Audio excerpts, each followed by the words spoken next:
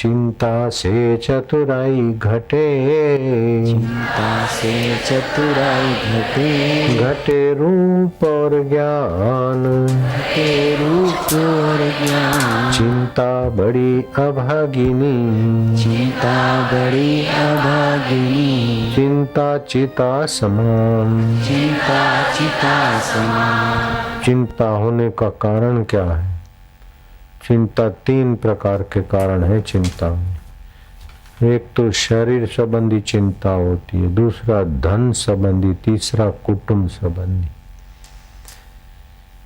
इन तीन संबंधों के सिवाय और कहीं चिंता नहीं होती, और कहीं करुणा हो सकती है, भाव हो सकता किसी की भलाई बुराई का, लेकिन चिंता का कारण है शरीर, धन और परिवार संबंधी।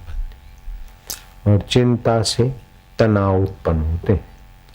चिंता को मिटाने का उपाय क्या है? चिंतन सही हो। सही चिंतन कैसे हो?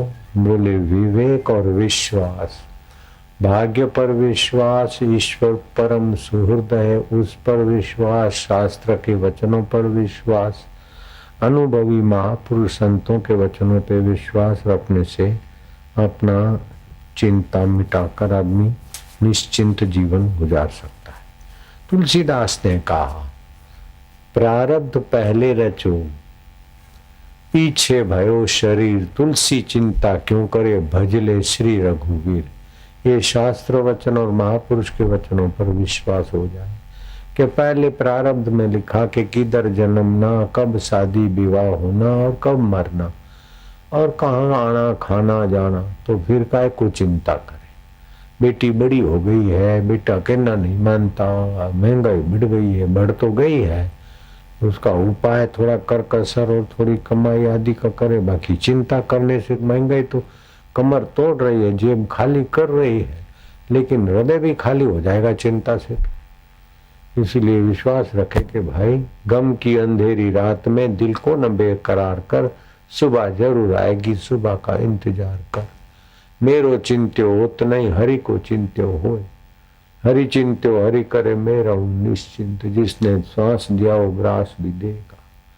तुलसी भरोसे राम के, तुलसी भरोसे राम के, निश्चिंत होई सोए, निश्चिंत होई सोए। अनहोनी होनी नहीं, अनहोनी होनी होनी होए सो होए, होनी है सो होए। अनहोनी तो होगी नहीं, और जो होने वाली हो तो हो।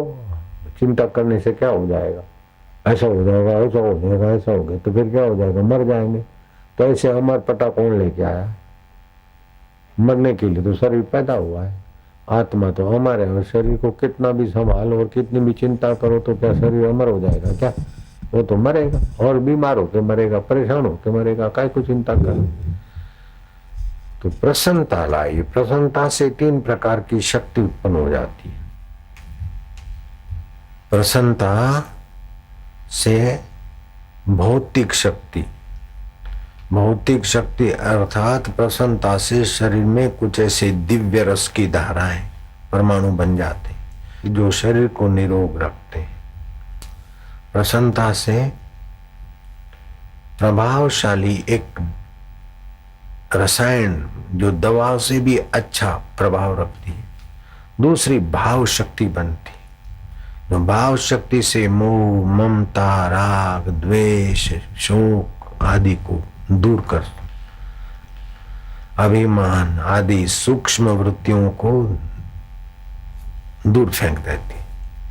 तीसरी अलौकिक शक्ति जो अनुभूति कह सकते हैं, वो परम शांत और रसमय। ये तीन शक्तियां प्रसन्नता से प्राप्त होती है। और प्रसन्नता लाने के लिए क्या करे? जो प्राणायाम दिखाए वो करके दोनों नथुनों से श्वास ले, और मैं भगवान का, भगवान मेरे, ओम आनंद, ओम शांति, थोड़ा चिंतन करके मुंह से श्वास फूंक मार के छोड़ दे। चिंता गई।